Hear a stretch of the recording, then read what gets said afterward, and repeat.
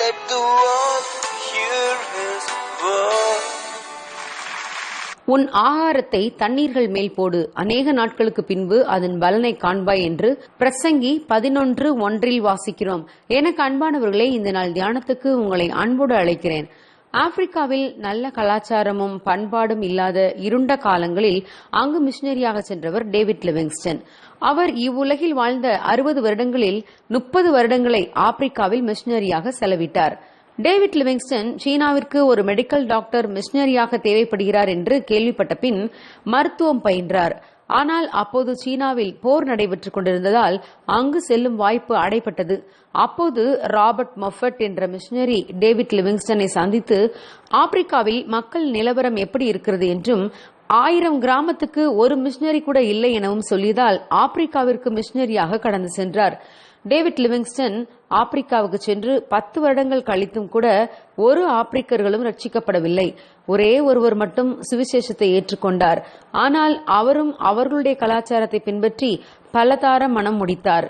விசுவாசத்தை விட்டு விலகிச் சென்றார்.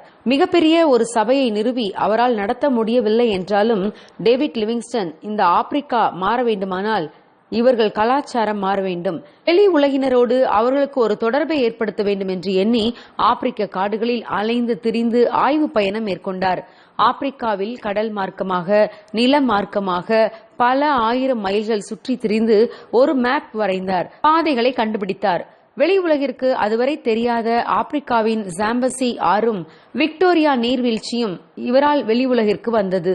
மேற்கத்திய நாடுகளிலிருந்து பின்னாட்களில் ஏராளமான மிஷனரிகள் வர வேண்டும், மேலும் தான் பட்ட கஷ்டங்களை அவர்களும் படக்கூடாது என்று நினைத்து ஆப்பிரிக்காவில் உள்ள இடங்களை எவ்வாறு இணைப்பது என்று ஆய்வு மேற்கொண்டு பாதைகளை ஏற்படுத்தினார்.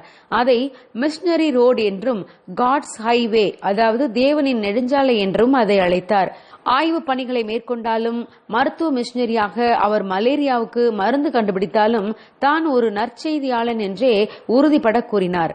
ஆய்வு பயணத்தின் போது என்னோடு கூட வந்த ஆப்பிரிக்கர்களுக்கு உணவுக்காக நான் விலங்குகளை வேட்டையாடி கொடுத்தாலும் அதுவும் மிஷனரி பணியே என்றார் டேவிட் லிவிங்ஸ்டன்.